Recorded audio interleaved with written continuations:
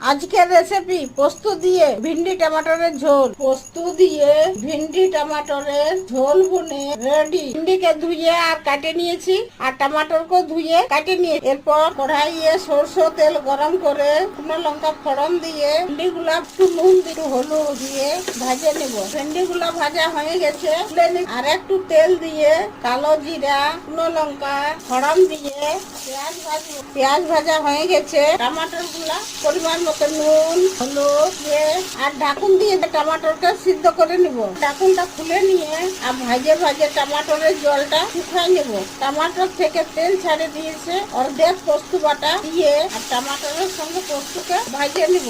পোস্ত ভাজা হয়ে গেছে, পরে জল দিয়ে ভেন্ডি ভাজা গুলা দিয়ে দুটো কাঁচা লঙ্কা ঢাকুন দিয়ে 2 মিনিট ফুটতে দেব। 2 মিনিট পর ঢাকুনটা খুলে নিয়ে বাকি পোস্ত বাটাটা দিয়ে কাঁচা সরষের তেল দিয়ে মিক্স করে 2 মিনিট ঢাকুন দিয়ে রেখে দেব। পোস্ত দিয়ে ভিন্ডি টমাটরের ঝোল বনে রেডি।